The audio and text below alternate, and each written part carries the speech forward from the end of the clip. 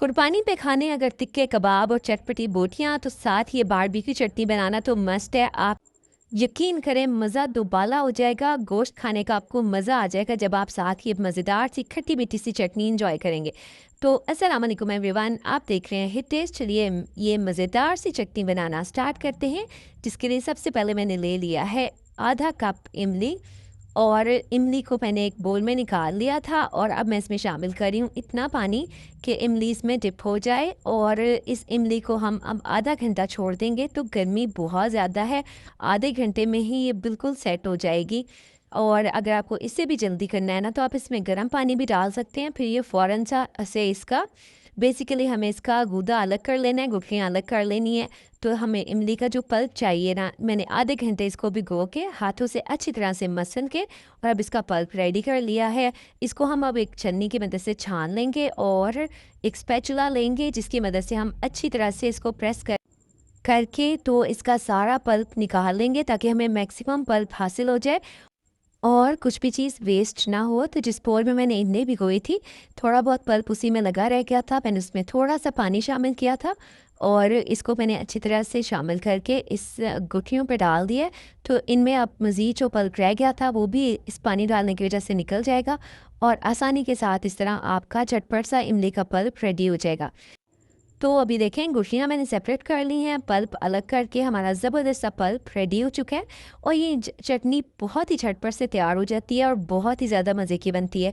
अब हम इस पल्प को ट्रांसफ़र कर देंगे एक ब्लेंडर जग में और साथ अब मैंने ले लिया पुदीना, जिसको अच्छी तरह से धो के वॉश कर लिया था। तो एक मुट्ठी तकरीबन पुदीना लिया है, एक मुट्ठी हरा धनिया है, इसको भी अच्छी तरह धो के शामिल करेंगे।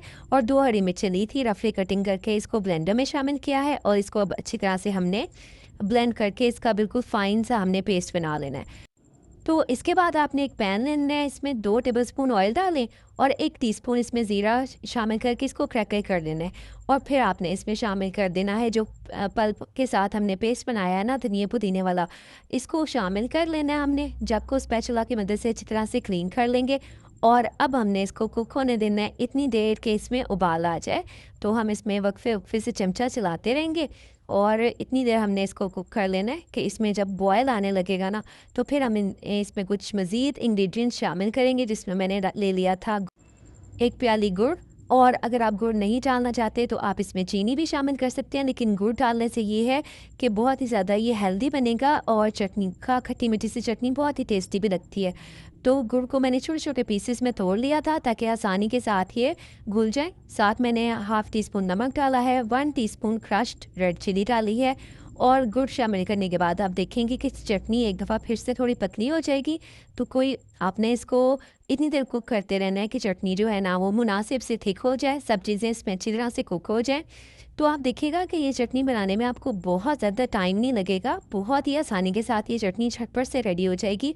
और फिर आप इसको ठंडा करके किसी भी जार में ना महीने 1.5 महीने आराम से आप इसको फ्रिज में रख के इस्तेमाल करें, ये ख़राब नहीं होती और जितनी देर चाहें आप इसको यूज़ करें। तो अभी देखें चटनी माशाल्लाह से अच्छी तरह से कुक हो चुकी है, आप इसकी थिकनेस चेक कर सकते हैं। और अभी जब ये ठंडी हो जाती है तो थोड़ी सी और थिक हो जाती है, क्योंकि हमने इसमें गुड़ डाला हुआ है। मीठा डालने से इसकी थिकनेस जो है वो ठंडा होने के बाद थोड़ी और बढ़ जाती है। तो बस मज़ेदार सी चटनी रेडी है, इसको मैंने एक प्याली में निकाल ली है और अब इसको मैं ठंडा करके फिर जार में ट्रांसफ़र कर लूँगी। तो ये मज़ेदार सी चटनी आपने लाजमी तैयार करनी है अपने ईद के खानों के साथ। यकीन करें आपका ईद के खानों का मज़ा डबल हो जाएगा। तो उम्मीद करती हूँ ये मज़ेदार सी रेसिपी आपको अच्छी लगी होगी। अच्छी लगी तो प्लीज़ लाइक कर दें, शेयर कर दें, चैनल को सब्सक्राइब करके बेल आइकन को प्रेस कर लीजिएगा ताकि आपको मज़े मज़े की इन्फॉर्मेटिव रेसिपीज़ मिलती रहें। तो फिर मिलेंगे नेक्स्ट वीडियो में। अल्लाह हाफ़िज़।